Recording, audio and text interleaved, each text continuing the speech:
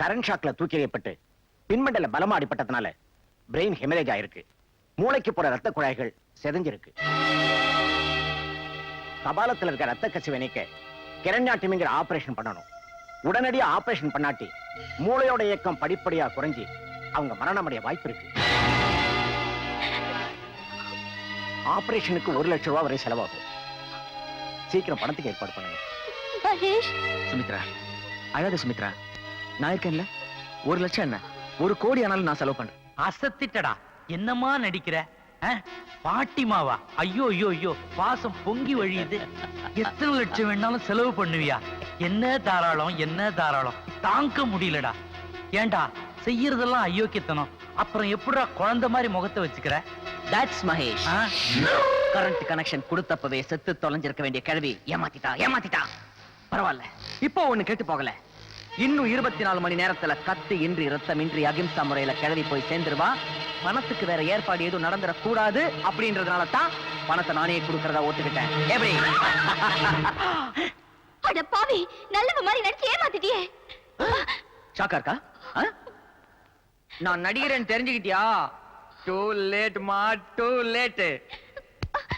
அன்னைக்கு உன் ஆளு அதாண்டி யுவர் பாலு.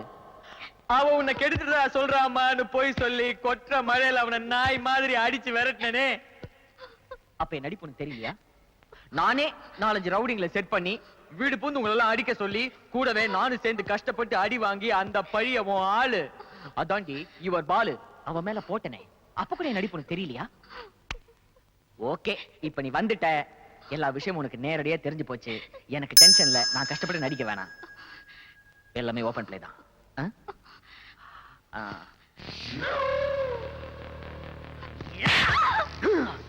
இன்று தொடர் உண்ணாவிரதத்தின் 4வது நாள்.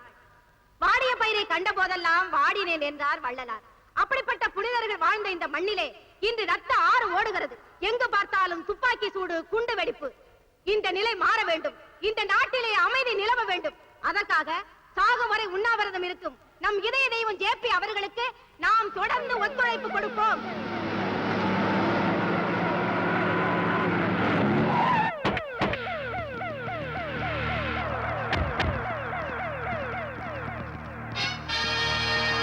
சார், உங்களை அரெஸ்ட் பண்ண சொல்லி மேலெடுத்த உத்தரவு. போலீஸ் அராஜகம் ஒழிக! போலீஸ் அராஜகம் ஒழிக! எல்லாரும் அமைதியா.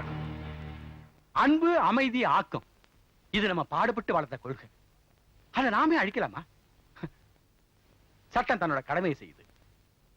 அதை நம்ம தடுக்க கூடாது. எல்லாரும் அமைதியா இருக்கணும். ஐஜி சார், போலாமா? Yes sir.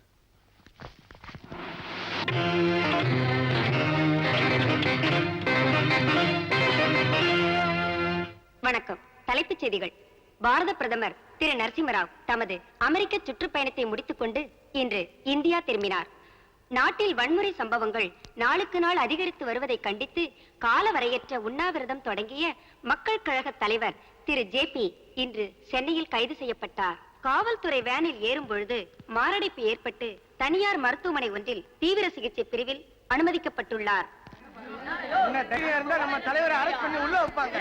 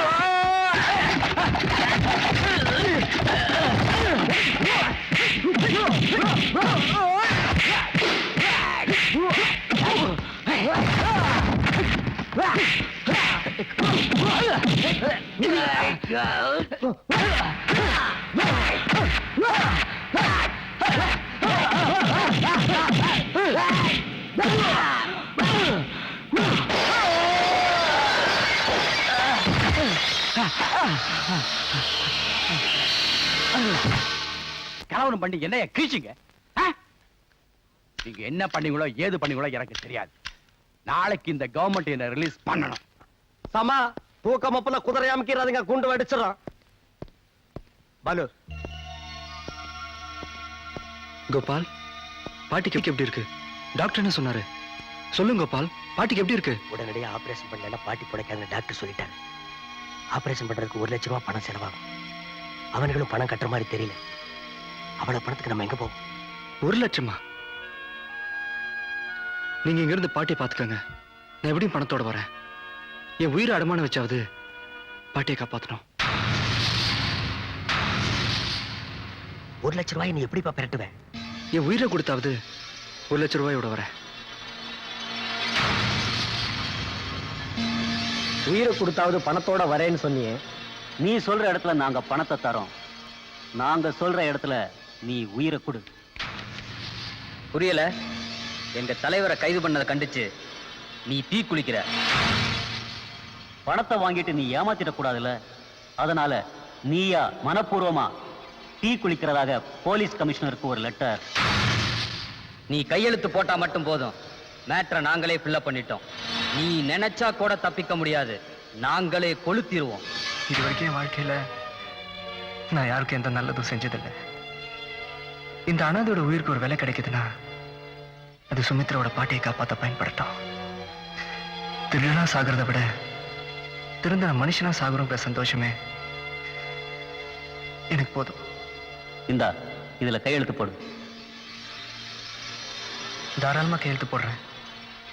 இந்த 1 லட்சம் ரூபாய நுங்கம்பாக்கத்தில் இருக்கிற லக்ஷ்மி ஹாஸ்பிட்டல்ல ரங்கம்மாள்ன்ற பேர்ல கட்டிருங்க. அவங்க பழைக்கணும், அதுதான் முக்கியம்.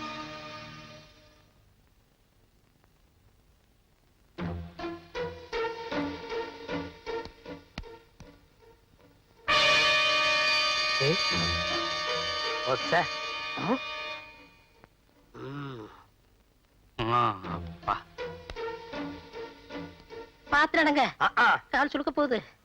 ஆஸ்பத்திரிக்கு வந்தீங்களாக்கா? ஆ, குட் மார்னிங்க. ஆ. குட் நைட்டுங்க. சுமித்ரா அங்க என்னையா பாக்குற? நீ என்னத்தையா பாக்குறா? கட்டுப்படி. ஐயோ காப்பாத்துங்க. யோ இது ஹாஸ்பிடல் நினைச்சா இல்ல வேற ஏதாவது நினைச்சா? அந்த பொம்பளை என்னையா தராரு? சாமா நடந்தா கால் சரியாடணும் நீங்க தானுங்க சாமா சொன்னங்க. ஆமா. அதனாலதான் என் பொண்டாட்டிய ஜாக்கிங் கூட்டிட்டு வந்தேன். ஆளு பர்சனாலிட்டியா இருக்கிறாங்கிறதுக்காக இந்த ஆளு வெள்ளையும் சொல்லையும் போட்டுக்கிட்டு என் முன்னால காட்டி போடுக்கிறானுங்க. சாமா நானும் மானசம் தானுங்க சாமா.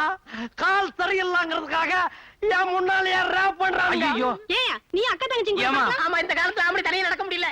ஓஸ்தா பொம்பளைங்க பாருங்க திருட்டு பைய மாதிரி முள்ளக்கிறான். இவனை போலீஸ் ஸ்டேஷன்ல கொண்டுட்டு போய் முட்டைய கழட்டுங்க சாமா.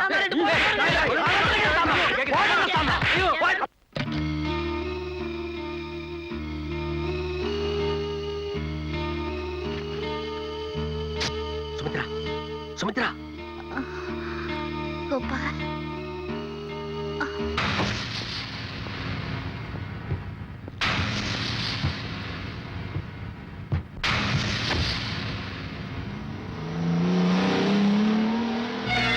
மேடம் நேத்து பாட்டி ஆபரேஷனுக்காக 2 பேரும் வந்து பணம் கட்டினாங்க. உங்ககிட்ட குடுக்க சொல்லி இந்த லெட்டர் கொடுத்தாங்க. இப்ப பாட்டிக்கு ஆபரேஷன் நடந்துட்டு இருக்கு.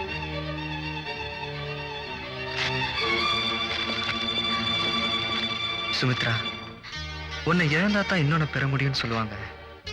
என் உயிரை இழந்தா தான் நான் நல்லவங்கிற பேர் பெற முடியும்னு விதி இருக்கும்போது அதை மாத்த யாரால முடியும்? கோவலன் குற்றமற்றோன்னு நிரூபிக்கிறதுக்காக கண்ணகி மதுரையை எரிச்சா. இந்த பாலு குற்றமற்றோன்னு நிரூபிக்கிறதுக்கு யாருமே இல்லை. அதனால என்ன நானே எரிச்சுக்க போறேன். இப்படியோடு போய் பாலுவை காப்பாத்தணும். சீக்கிரம் Please, கோபால், சீக்கிரமா போங்க.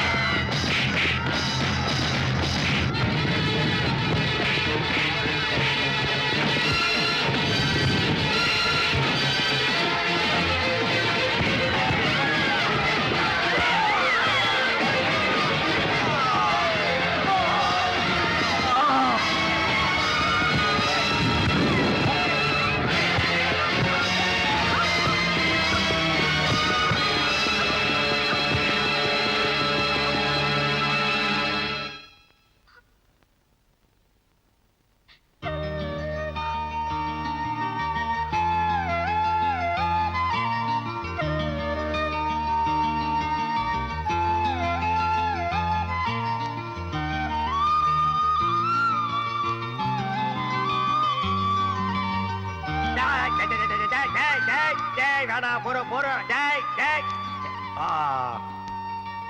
கோயம்புத்தூர் மாப்பிள்ளைக்கு பொண்ணு கிடைச்சிருச்சுடா.